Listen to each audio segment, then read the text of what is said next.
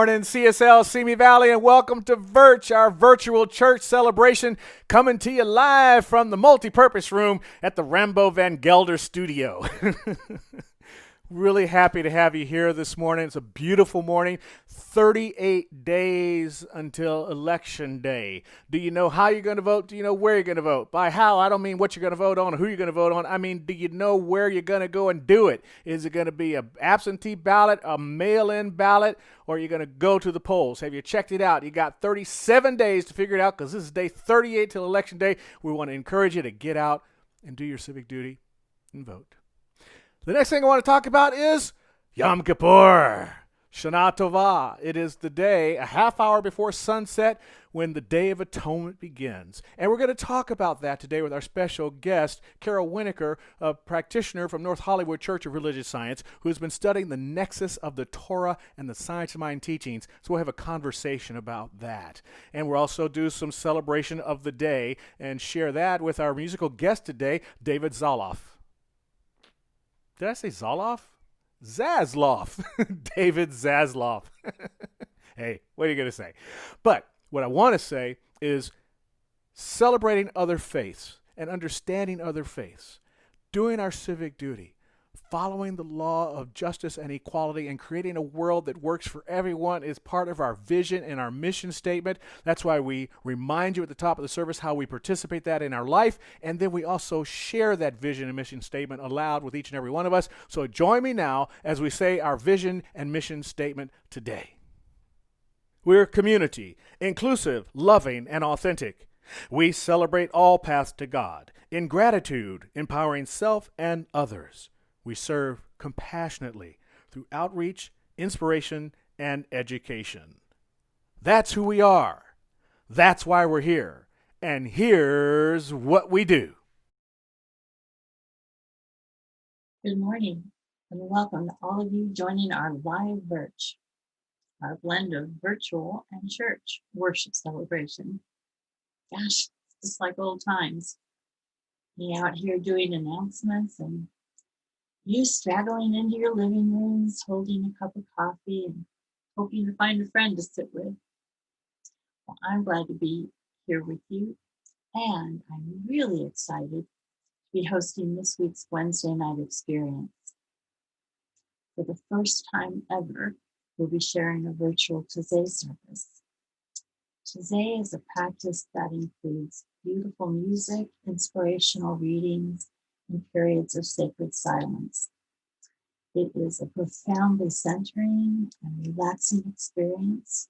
And for the first time, we'll be doing it virtually online with our community. Our theme is a higher point of being. Reverend Rob and Reverend Johanna will ably assist me in taking you there. The Zoom meeting ID for the Tazé service is 575-438-9195. So join us at 7 o'clock on Wednesday. And a great way to get in the zone for Tazé is to join Debbie Jarvis at 5:30 p.m. for Yoga with Debbie. Debbie says this hour of spiritual yoga is for everyone. It's a workout for your mind, body, and soul. And I get there every chance I can. Here's the Zoom information for yoga. The meeting ID is 878-5693-8671. And the passcode is 253932. Now, if you know anyone who have little ones, or if you just need to connect to your own inner child, join Dr. Susan with her special video segments called Play and Learn with Dr. Susan. She records 3 play and learn sessions each week. You'll find them posted on our YouTube channel, CSL Simi Valley. Dr. Susan also streams live on Sunday mornings at 9:30 a.m. through the CSL Simi website. Please remember that our center's practitioners and ministers are providing emotional and spiritual support during these challenging times. Reach out to them for prayer or any questions. You can visit the center's website, click on About Us, or pull down menu and scroll to our practitioners. You can also call our office to leave your prayer request. Today's Birch service will be uploaded to our YouTube channel, CSLC Valley, for friends who missed this live broadcast. The service will also be available later this week on the homepage of our website. And get ready for Sherry Deeds to sing one of our community songs. And while she's performing for you, we invite you to look for the share arrow. Invite a friend, a family member, or other loved one to join us. It's a simple way to stay together while we're apart. Welcome again to all of you viewing from wherever you are. We're so grateful that you have chosen to spend your time with us this morning. Now here's Sherry.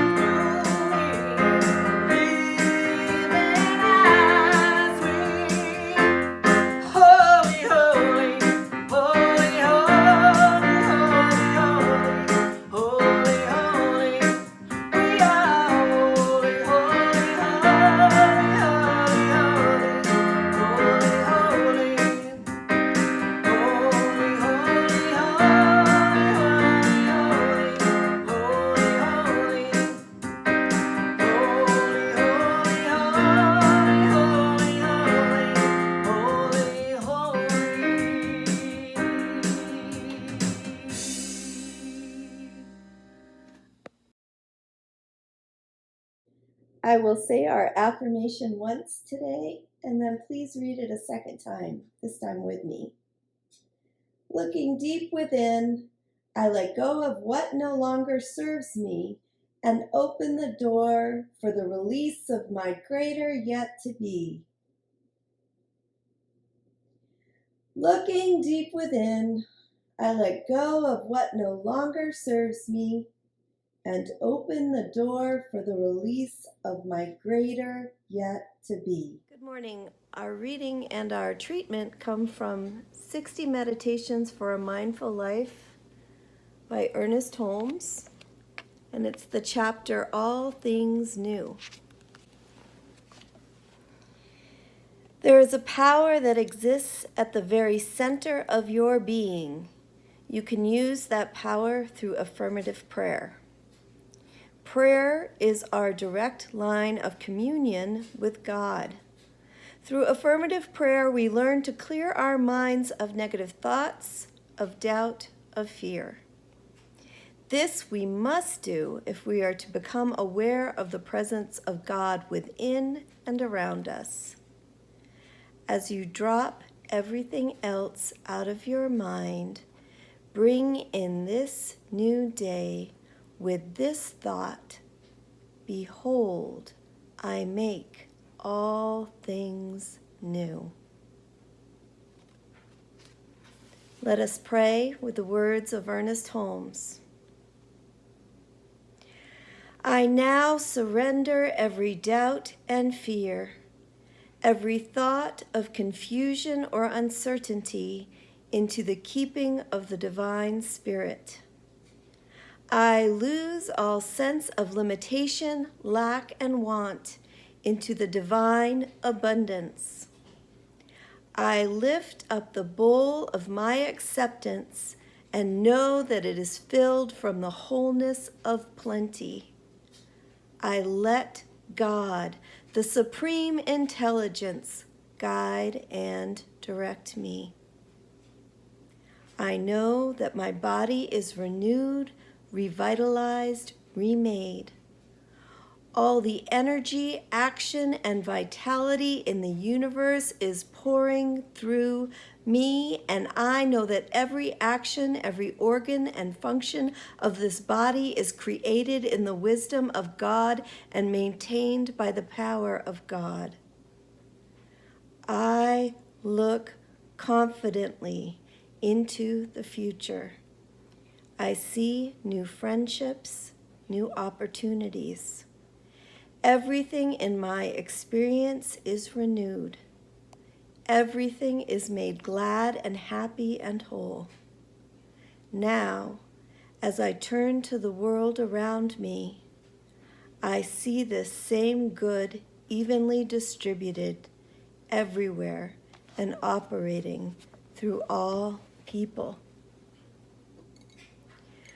So grateful this morning to be in spiritual community together. So grateful to have time this Sunday morning to receive wisdom from Reverend Stephen, to be able to come together and know this truth of infinite abundance, infinite love, infinite wisdom, infinite peace. I release these words into the field that I call mind, knowing they are already done, and so it is.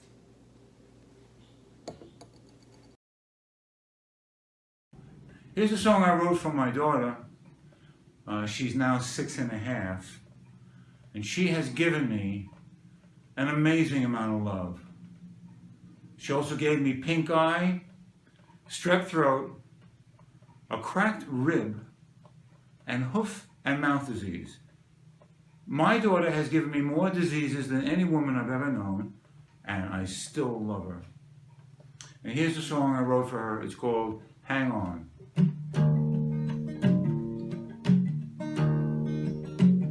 We'll take a look around, worship the scenery, fall in love with the falling leaves. Feel the joy of spontaneity. Hang on to what you believe. Have faith in the gifts you have been given. Refrain from negativity. Fear not what you cannot see. Hang on to what you believe. We'll treat the earth just like you treat a friend. For you are nature's seed. Live honestly. Hang on to what you believe. La la la la la la la la la.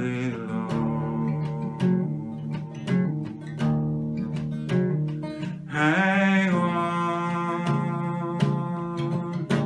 to what you believe.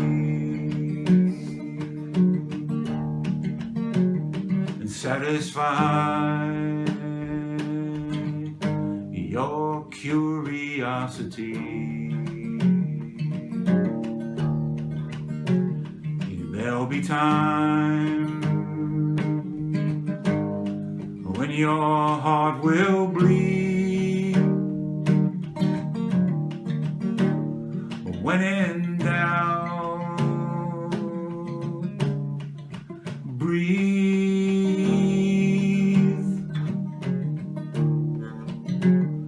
Hang on to what you believe, and dance in the colors of the sun. Let the snow fall upon your face. Watch the moon as she leaves. Hang on to what you believe.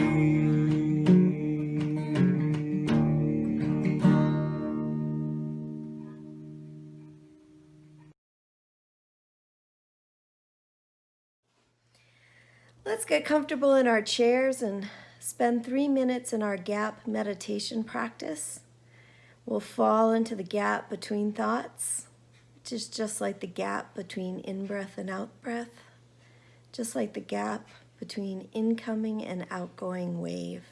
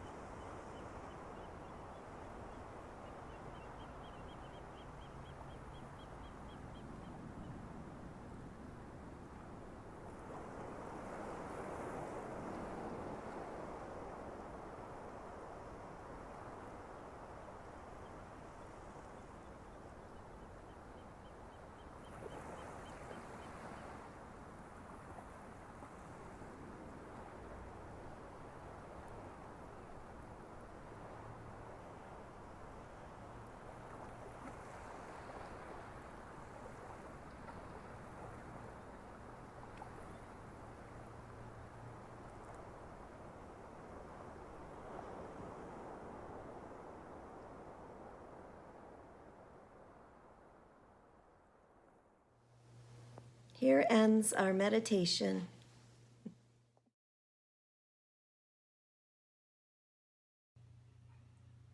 Okay, now I'm going to play the cajon. I'm going to sing a song called Oh Boy, I'm So Happy Now. It's a piece of Zen jazz, which sounds like African, Japanese, Jewish, Latin, Caribbean, bebop. And it's a song about living in the moment, which is really nice. But sometimes I'd like to live in the moment, but there's not enough time. So if you'd like to sing along, I think the words are going to be on the screen. It's called Oh Boy, I'm So Happy Now. Tell 'em happy. Oh boy, oh boy, oh boy, oh boy, oh boy, I'm so happy now. Oh boy, oh boy, oh boy, oh boy, oh boy, oh boy, I'm so happy now.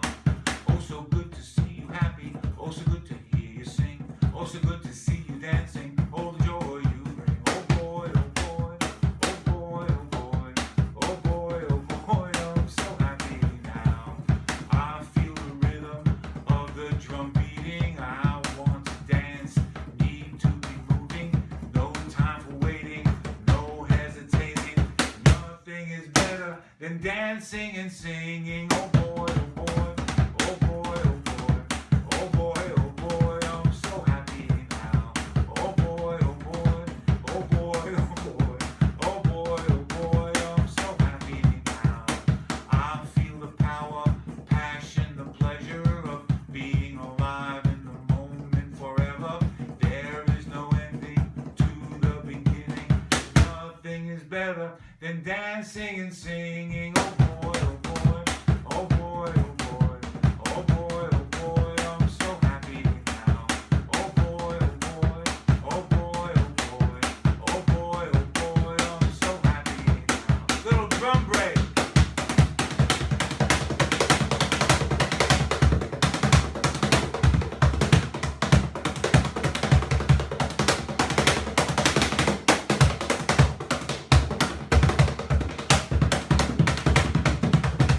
Oh yeah.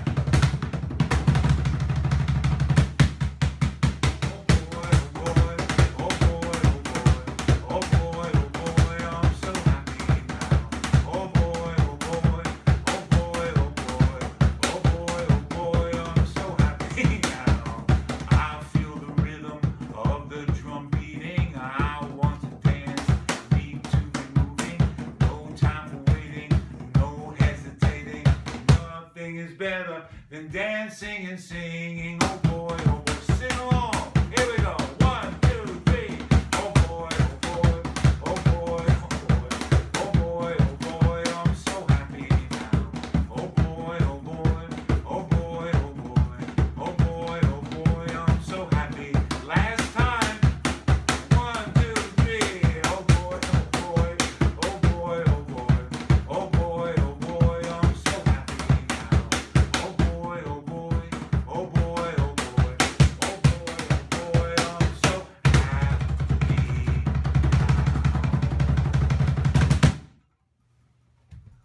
now.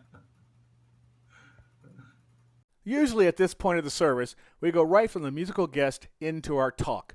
But I'm breaking it up today because I want to explain a couple things. First, in honor of Yum Kippur, our musical guest today, David, has put together a special presentation for us. I'm not going to tell you what it is. I'll let him explain it because he does it so well, and you're really going to enjoy it. And then we'll go from that right into the conversation with Carol about the nexus of science of mind and the Judaism and how the Torah has helped us to understand our own faith better and how we can see the roots of our faith in the study of that first 5 books of the Bible. So here's David. This is a shofar. It's an African kudu antelope horn, and it's very hard to make a living as a shofar player.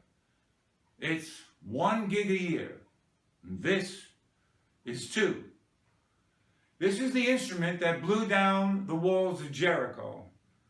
So it's also very hard to get this through airport security. They never know what it is, and they always ask me, what is that? And I tell them, it's a weapon of war. Now, the sound of the shofar is important because it's a warning to be who you are, to connect your breath with your soul and be who you are. Because if you're not going to be who you are, then who are you going to be? So I'm going to do two things. First, I'm going to play all the calls that you hear in temple on Rosh Hashanah, the high holidays. And then I'm going to play an original song for the shofar. It's a blues for the Jews called Jumpin' in Jerusalem. But first, the high holiday shofar blast. Tekiah.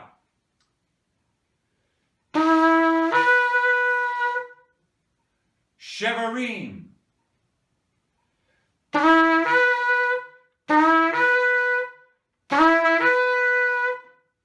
Teruah. Shevarim, Teruah.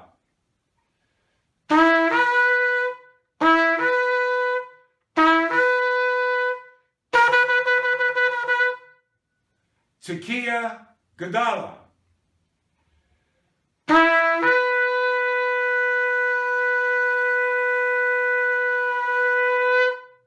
And now a blues for the Jews, Jumpin' in Jerusalem.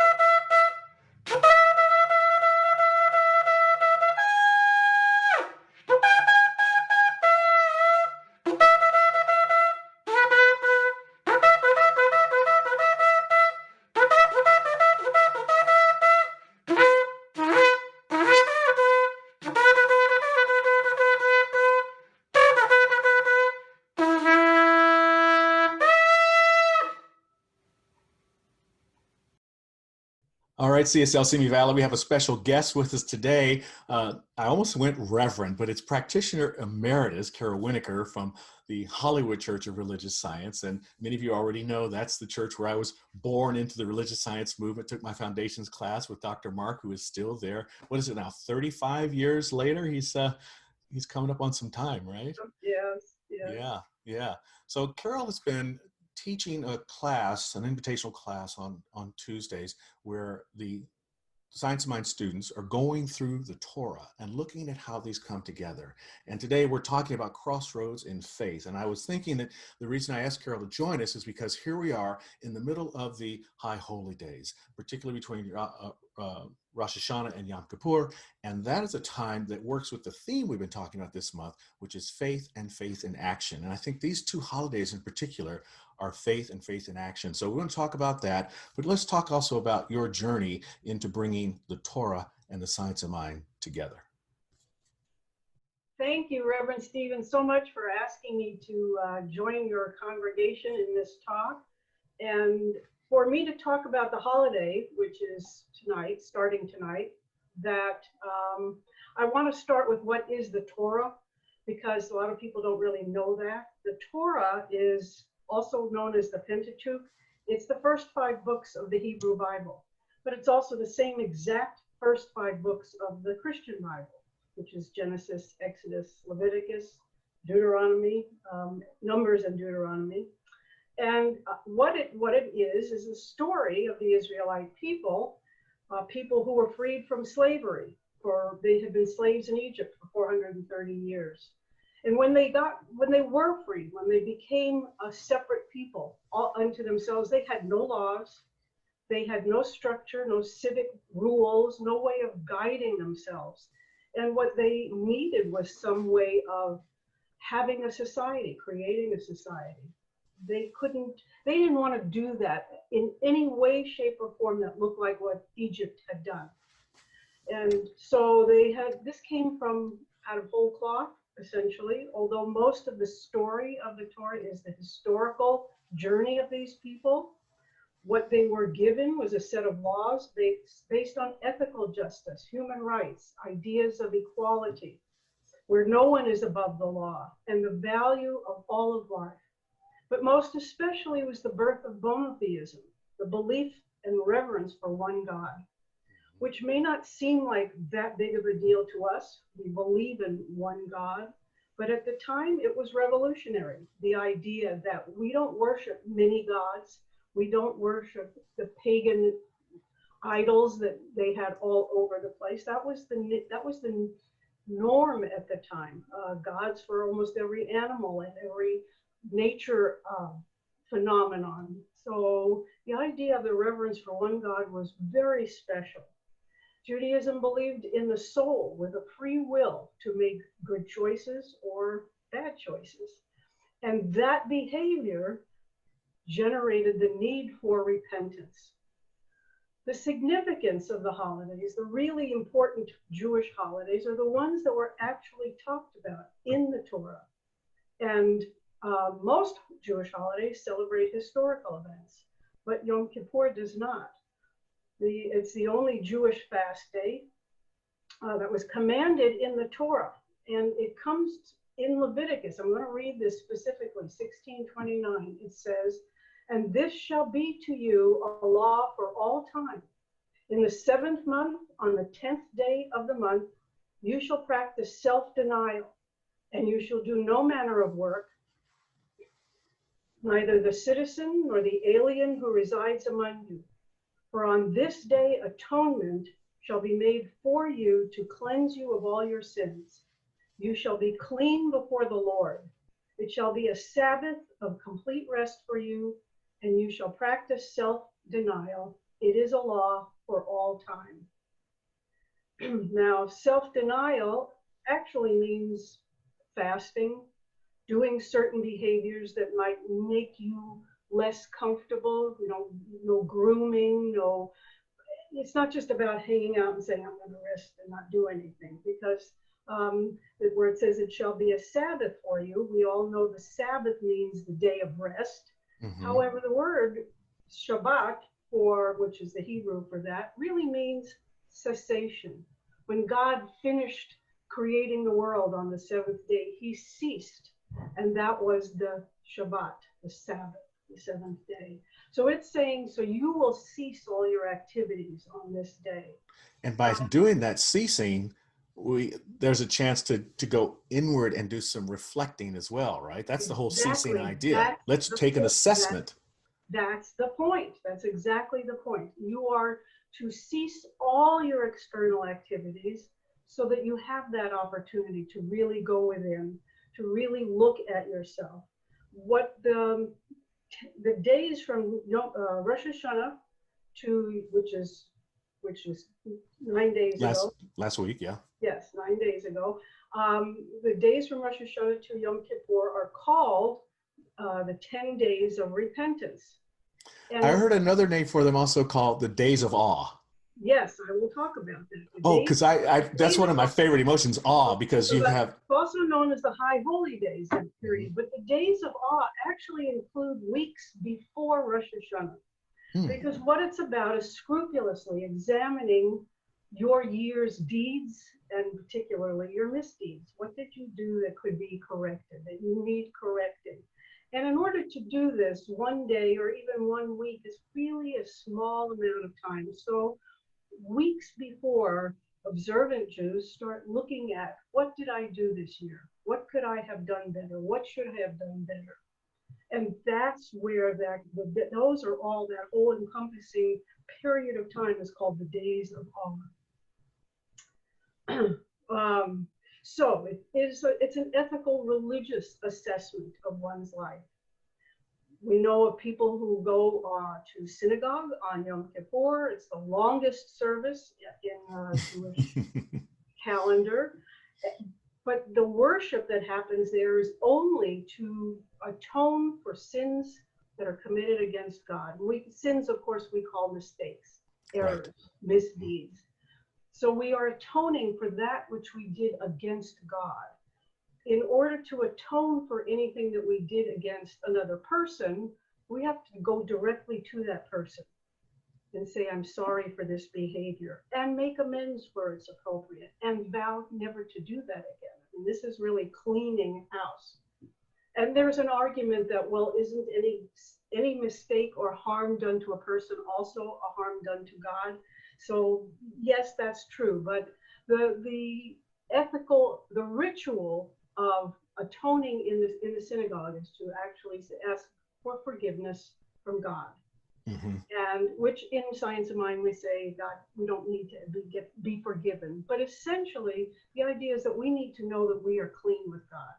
You know, Sure. it's not that I God guess doesn't forgive us, but we need to know that we are clean with our behavior. It's like cleaning house totally. Spring cleaning. And I would imagine automatic. a Science of Mind linkage there would be in alignment with the law.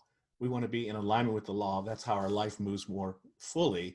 And so if we made a mistake against the law, misapplication of the law, that would be that sin. And we need to make that right.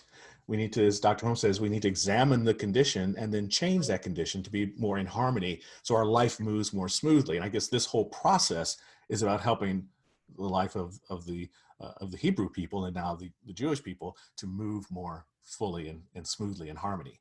Right, exactly. You've got it. So if we've done some harm to someone, what we have to do is go to that person and not only what I have said, that, you know, I'm sorry for this behavior and some way to make amends, but we ask for forgiveness. And this is the interesting thing. The person who is the victim, if you will, the one who was harmed, is required to forgive. That's another part of, and if they say, I don't know if I can forgive you for that, that was then it's wrong. on. Now they're having their moment of atonement to work They get through. 3 chances. They get some chances here to do that, and it's considered a really awful thing if by the 3rd time that he said, please forgive me.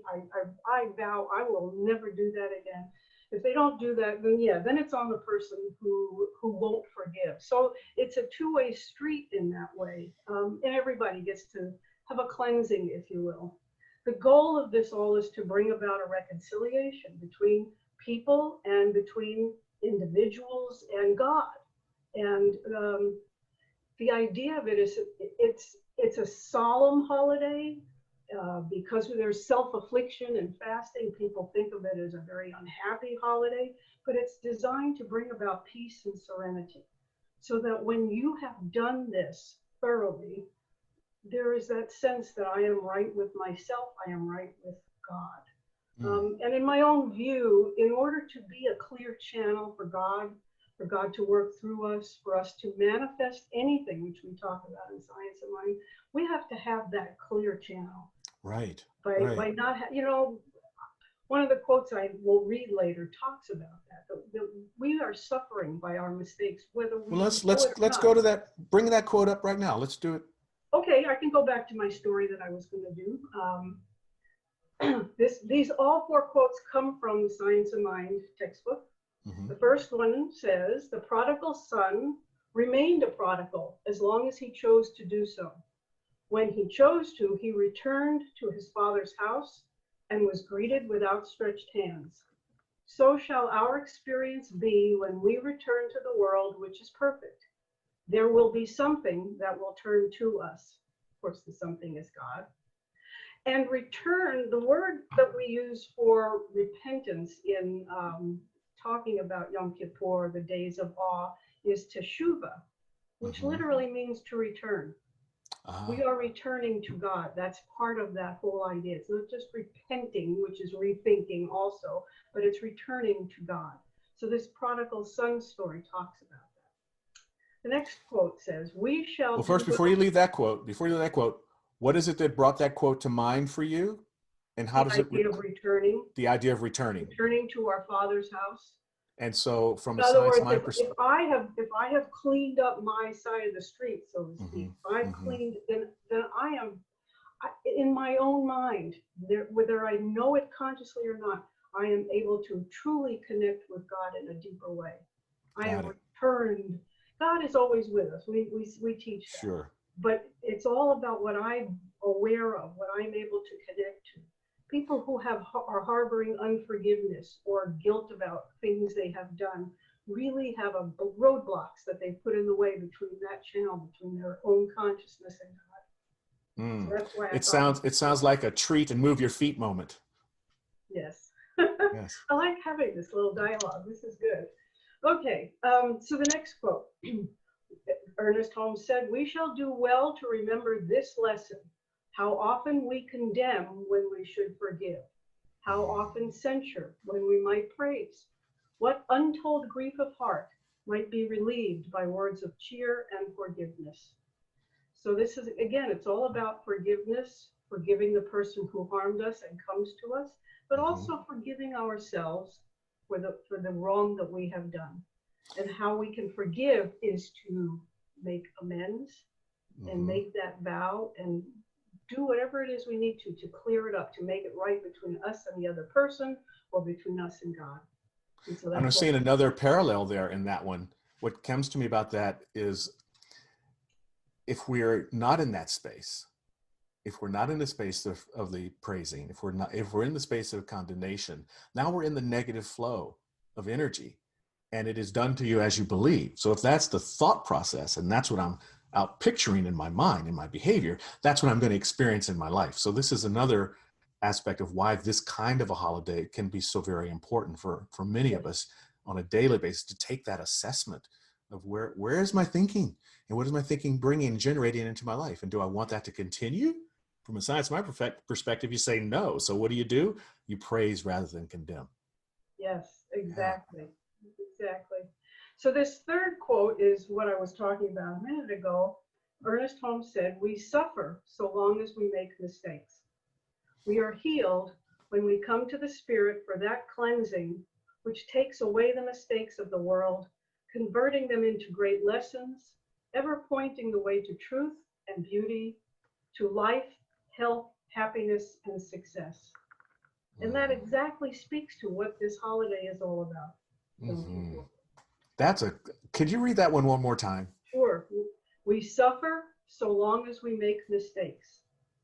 We are healed when we come to the Spirit for that cleansing which takes away the mistakes of the world, converting them into great lessons, ever pointing the way to truth and beauty, to life, which is, by the way, to life, l'chaim, one of the tenets of Judaism, life, choose life, health, happiness, and success. Isn't that beautiful? Yeah. Okay. And so now we're talking about atonement, and Ernest Holmes wrote about that too in that same book, the same wonderful Science of Mind text. The theological idea back of the word atonement is that of expiation and amends. The sense in which we use it is that of complete harmony, at one ment. Yes, right. So with that, I have some remarks about that. The Day of Atonement, including all the days of the High Holy Day period and the days of awe, provides ritual to accomplish the return to our conscious union with God. It provides a formal setting for the forgiveness process. It allows us a way to release the mistakes we have made and to forgive the mistakes of others. When we do this in one form or another, we can become clearer channels for God's grace to flow through us. It's not that God isn't there, or rather here, with us all the time, but our awareness of that is often blocked by what we have not forgiven. To feel the oneness, which we are, we must practice some form of the days of awe rituals. And that's precisely what you were talking about, taking it into action. Yes. The action of doing this, of making these amends, of really doing a thorough assessment of our life. It's like New Year's Day resolutions, but on a gigantic scale, on a really deep and meaningful scale. And it's not a coincidence, it comes right after the New Year. That's a beautiful process. It's a beautiful process. How has Oh, this? I did have one other story, if I might. Oh, go. Yes, please. It's kind of an interesting little story, which is, so I read the quote from the Torah in Leviticus that where we are commanded to do this holiday. The original practice was called this two goats ritual. And what was happening, yes, two goats. So there was a tabernacle. This was before the days of a temple. That was where the worship was, where the priests of the Bible were to do their spiritual work. Two goats on this day were brought to the tabernacle, And one was chosen by the priest to carry away all the sins of all the people. And the goat, so the priest does this blessing over this one goat that's chosen by lot, and that goat gets carried off to the wilderness. So the idea being that, and that's where the term scapegoat comes from, by the way. Oh. However, which I find fascinating, it wasn't that we were blaming the goat for our mistakes, but the idea that the goat was The goat carried them away for us. Ritually carrying them away for us. And I'm convinced that the people even then knew that this was symbolic, that in fact they were the ones that would have to clean up their own act, but this was a symbolic gesture that was done.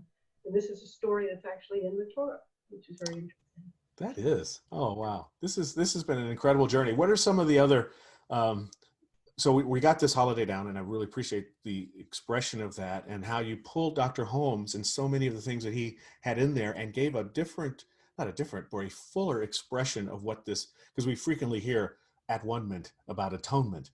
Yes. But it's not just an at-one-ment, but it's also a journey. It's almost as if you see at-one-ment with the hyphens, and then through this process, you take the hyphens, you take the dashes out, and the word comes back together to create this unitive experience of atonement, right? Yes. It's been my mission to actually find the nexus, like I think you said, use that word maybe, between science of mind and Judaism. And what's in the Torah, and the Torah is not just the Jewish, Bible part of it. Those books are everybody's books. Right. That's really what's there as a foundation for an ethical way of living, for the way of being in the world. That God is both mercy and justice is the idea behind all of that. Absolutely. I mean, the story of Exodus is central to the idea of liberation theology and social justice in the world. Comes from the whole journey out of Egypt to the promised land. There's so much richness that continues to be a part of our everyday story, which is why I like to call it the Hebrew Bible and not the Old Testament, because there's nothing old about it. It's fresh, it's new, it's being used every day. And what you're doing brings a level of newness and freshness to it for our science of mind teaching. What are some of the other ways that you have seen, some other areas where you've seen that nexus, that intersection that has meant a lot to you? I know we've talked about these particular holidays, but are there some other aspects of science of mind and Judaism that work together that come out in your study of the Torah? Give me two. Give me your two best, because I know you could probably go on for days about it because you've been teaching for a couple of years, but give me your top two that you would come up with. My favorite line in the Bible becomes part of one of the most significant prayers, is thou shalt love the Lord thy God with all thy heart, with all thy soul, with all thy might. And the prayer continues that we should teach it to our children, that we are supposed to become holy people and a nation that, if we follow all the laws that are given to us in the Torah, that we can be an example to the entire world, an ethical, humane, just, loving way of being in the world. And there was an article in the recent Science of Mind magazine by Reverend Galen McDowell, and he was talking about the New Thought mission, and he was talking about all of these qualities where we're supposed to be the example to the world. We're supposed to teach this to our children, where we're supposed to be that upright group of people with this teaching, so that we can be an example to the world. And that, to me, that speaks of Judaism right there. That's exactly. It truly does. I love that you brought that in. I think it's a great closer for us, because Dr. Holmes would say, what is he? There's one life. That life is God. That life is my life now. And so if we are that life that is God, and we follow that atonement, I mean, that there's the quote that you gave, ritual, the expiation ritual, if we follow that, then and love God only, we're loving ourselves. It calls us to love ourselves through the Science of Mind teaching, because we are the expression of God. It's absolutely beautiful. Yeah. Well, thanks for taking some time out. I really appreciate this conversation. And is it my pleasure? Shana Tova? Shana Tova. Shana Tova. All Yes. right. Thank you, Thank Carol you. Winicur.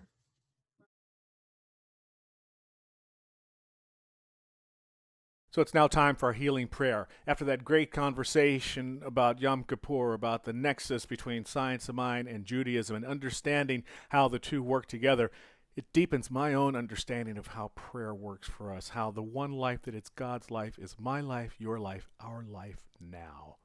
So when we go into prayer together, we acknowledge that, we affirm that, we state our unity with this one presence. Then we speak our declaration upon the laws of the universe and allow that to manifest in our lives, share our gratitude for that, and then let it go. Let go and let God. Join me now. There is one life. That life is God. That life is my life, your life, and the life of all that we hold in our hearts, whether dear or not. Whether it is that moment where we are to forgive or to accept forgiveness, or accept the request for forgiveness.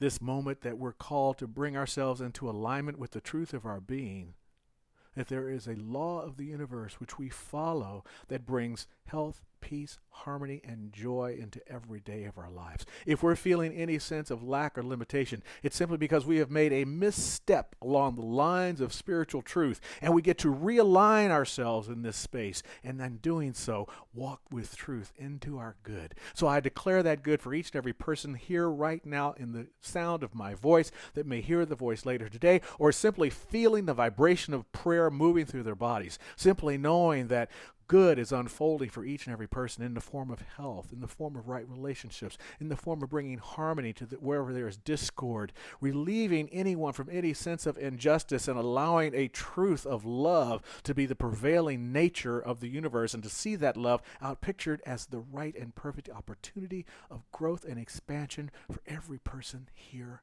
now.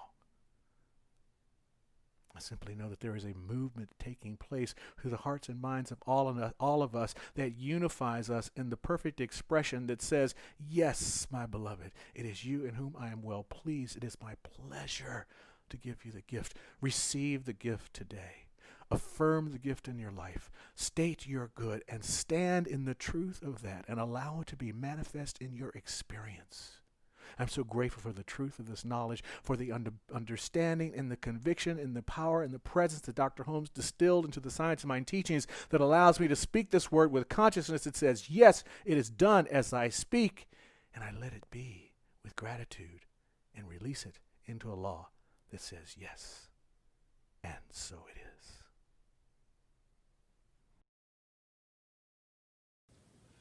And this is a Japanese shakuhachi flute, and it's used primarily for meditation, although there are times I've been known to blow some jazz on it.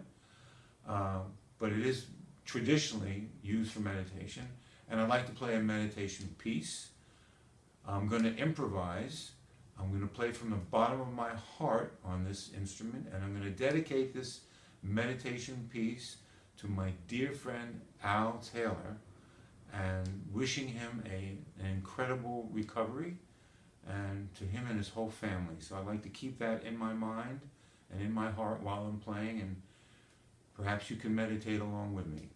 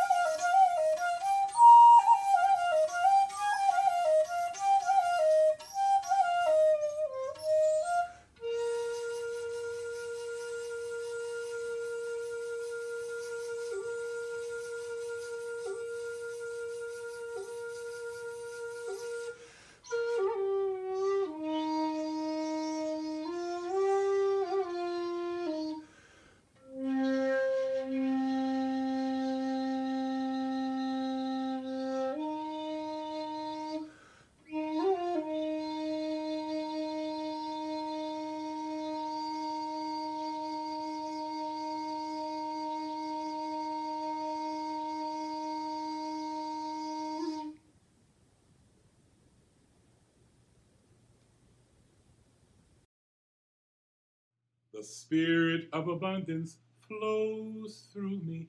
It lives inside my breath. As I inhale, the flow of abundance resides in every breath.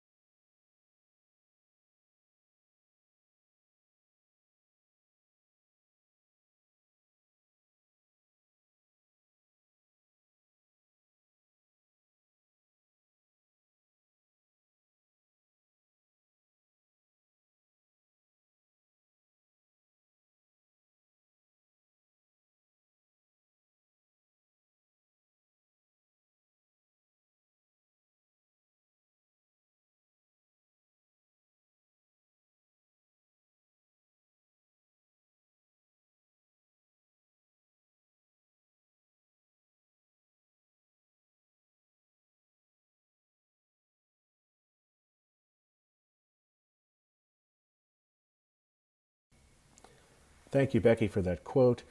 It's now time for our pledge. Join me now. Divine love is doing its perfect work here and now. Divine love harmonizes. Divine love adjusts. Divine love prospers. Divine love foresees everything and richly provides every good thing for CSL Simi Valley now. Divine love is victorious.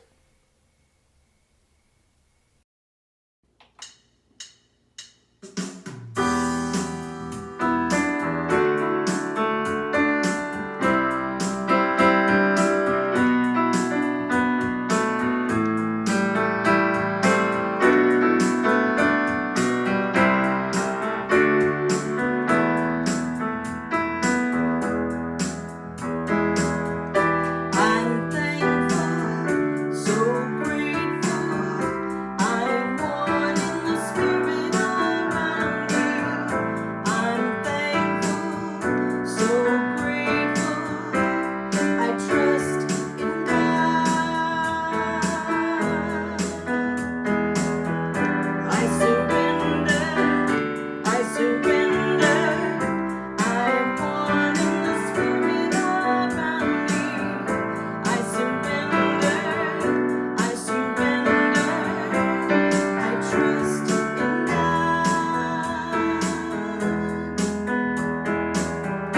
I trust in God.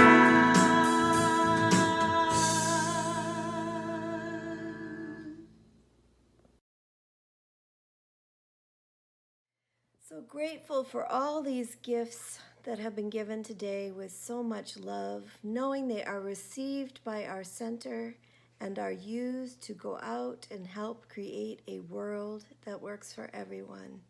And so it is. And welcome everybody to the recap of the service. And thank you, Carol Winicur, for the beautiful talk you gave today. And Reverend Stephen, you're right. I really want to call Carol Reverend Carol Winicur.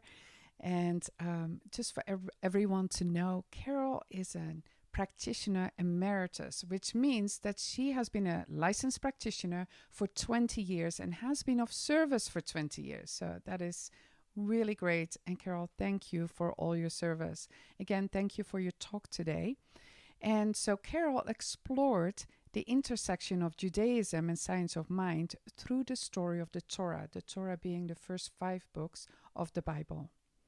And science of mind and Judaism share a reverence for God as expressed through monotheism. That means there is one God. Atonement is a law in Judaism that shows up as a practice in science of mind. Now, atonement is conscious oneness with God. Okay? Atonement is conscious oneness with God. Periods of ceasing activities allows for personal introspection, offering a time to get right with God, or what we say in science of mind, to align with spiritual law, so as to bring the experience of harmony in one's life. Forgiving is a two-way activity requiring action by the forgiven and the forgiver. So beautiful. It's a two-way activity. Dr. Holmes suggests, and Judaism declares, that it is best to choose forgiveness and praise over censure and condemnation. We feel better when we choose forgiveness and praise. Dr. Holmes relates to and speaks to the heart and culture focus of Yum Kippur by proclaiming, as we learn from our mistakes, we convert those mistakes into lives of truth and beauty, life, health, happiness, and success. Isn't that great? We convert our mistakes to beauty, life, health, happiness, and success. Dr. Holmes finds alignment with Judaism, suggesting that the act of atonement establishes harmony. And Yom Kippur provides ritual around returning to a conscious oneness with God, which again is atonement. So thank you for being here today. What I'd like you to do right now is take a deep breath and close your eyes for a moment.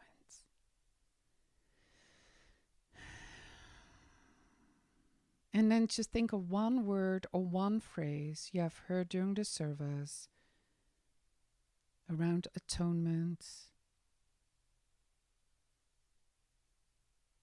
that sticks with you. And you just very gently place that in your heart.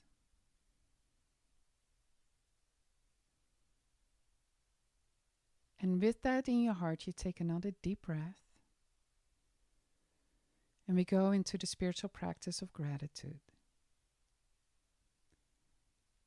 You thank Carol Winicur. Thank Reverend Stephen. Thank Lane for the announcements. You thank David Zaslov, the musician. Thank Reverend Jennifer Negum for bringing art. Give thanks to Becky Jacobson for the quote on giving, her thoughts on giving. We thank our music director, Sherry Dietz. And we thank for the contribution of Floyd Lula. We thank all who participated in the service by watching, by contemplating and integrating the teachings in their lives. You take another deep breath and you thank yourself for being here. You can open your eyes. So just a reminder, there will be no Opera Verge today or next week. We will be back on, I don't know what the date is. We will be back in 2 weeks, 2 Sundays from today.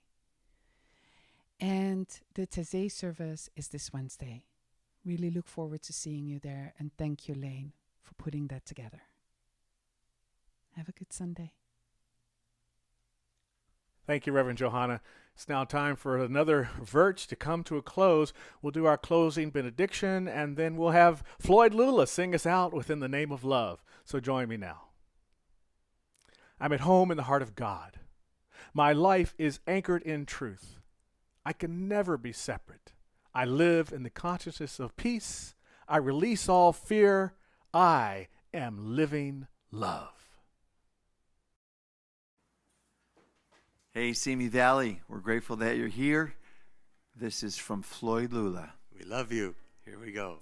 2, 3, 4.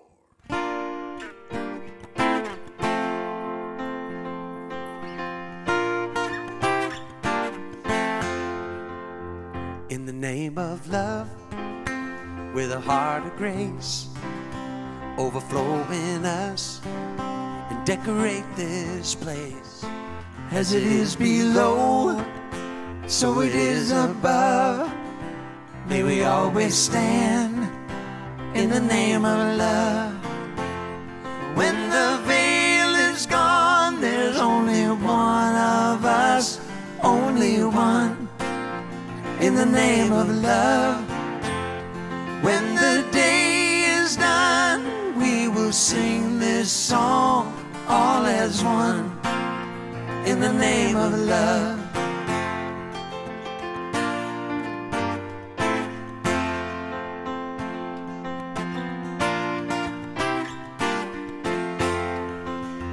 In the name of love, may we always be seeking out the best till we all are free, living in a world we've been dreaming of, where we stand as one in the name of love. When the veil is gone, there's only one of us, only one, in the name of love. When the day is done, we will sing this song all as one, in the name of love. In the name of love, in the name of love, in the name of love, in the name of love. When the veil is gone, there's only one of us, only one, in the name of love. When the day is done, we will sing this song all as one, in the name of love. When the veil is gone, there's only one of us, only one, in the name of love. When the day is done, we will sing this song all as one, in the name of love. In the name of love, in the name of love, in the name of love, in the name of love, oh yeah, in the name of love, in the name of love, in the name of love,